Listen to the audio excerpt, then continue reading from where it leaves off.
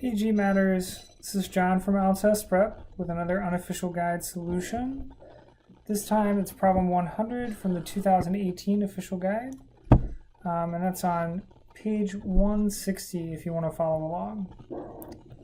So, a certain fruit stand sold apples for 70 cents each and bananas for 50 cents each. If a customer purchased both apples and bananas from the stand for a total of $6.30, what total number of apples and bananas did the customer purchase? And then there's my super classy written in question mark. Punctuation, not my strong suit. Anyway, so one of the first things I would do is I'd eliminate some of the zeros and the decimal points from this, and just, we'll say A is the number of apples,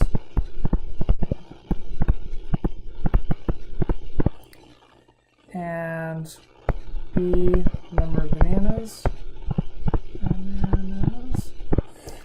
And let's simplify this a little bit in terms of, cents and dollars and stuff like that. And basically, we'll just get rid of some zeros and we'll say 7 times the number of bananas plus 5 times the number of apples equals 63. How's that sound? Okay, so, not bad so far, but there seems to be something wrong here, right? I mean, we've only got one equation, and we got 2 variables. How are we supposed to deal with that? So, bear with me for a second, because I'm going to totally nerd out on you, and we're going to do a little history lesson. So, this guy right here, he's known as Diophantus of Alexandria.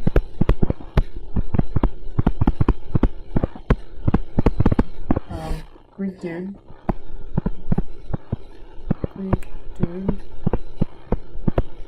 slash mathematician.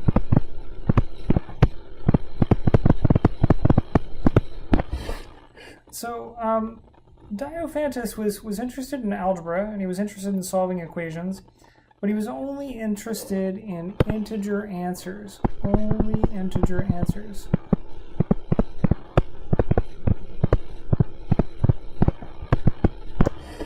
And a long time ago, when I was in graduate school and I took my master's exam, I had to solve what's called a Diophantine equation. And that's what we have here. We have a Diophantine equation.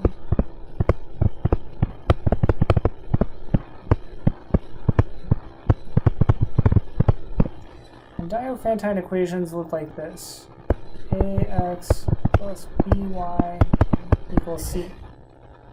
A, B, and C are integers in this case, and this has an infinite number of solutions.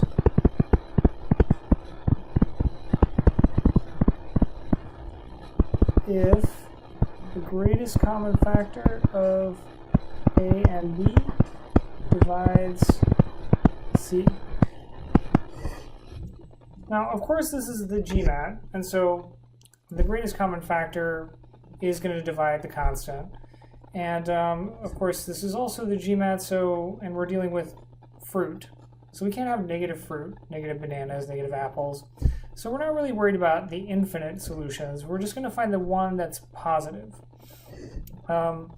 So let's get back to it, and let me illustrate what's going on here. So basically, the whole point of this lesson is that Diophantus was kind of interested in number theory. And on my master's exam, that was a number theory question. And so really, although this might seem like an algebra question, it turns out that there's a number theoretic way to solve it. And that actually, that's sort of what you should focus on. Now, I'm not saying this is a super common GMAT question, but it is worth knowing this approach. And also just knowing that when you come up with this sort of equation, when you only have one equation, and you need integer answers, you might want to take a number theory approach to this.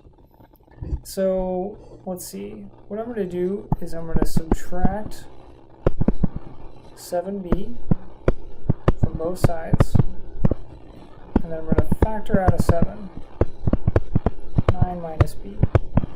Okay, so a and b are integers, and both sides are divisible by 5, right?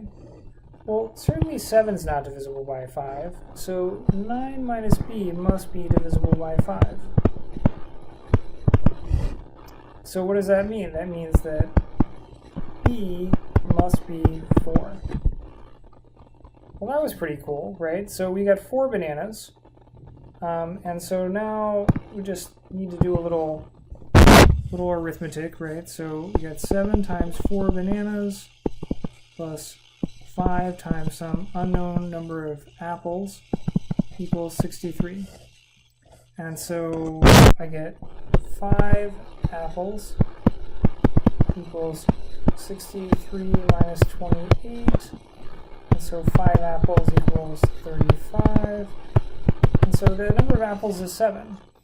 And since we're looking for the total number of fruit, we move these two guys together. 7 and 4. And 7 plus 4 is 11, so the answer must be B. Now, usually I offer a secondary sort of solution. I'm not going to here, except to say that if you want to ignore the legacy of Diophantus of Alexandria and the wisdom I accrued in graduate school, that's up to you. And you can do trial and error if you want. So what I would do is I would just notice that, 7 and 63, these are both multiples of 7, and so you could start subtracting by 7 until you run into a multiple of 5, would be another way to think about it. Students often wonder why we can't do the use your answers, the BD method here, but since there are moving parts within each answer, in other words, you don't know how each of these answers splits up. Maybe 11 means 6 and 5, or 4 and 7. It becomes sort of more tedious than it usually is. So thanks to Diophantus and my number theory professors, you now have an awesome, nice little shortcut for this problem. I look forward to your comments. Keep coming back for more Unofficial Guide Solutions. And until next time, keep studying. Bye.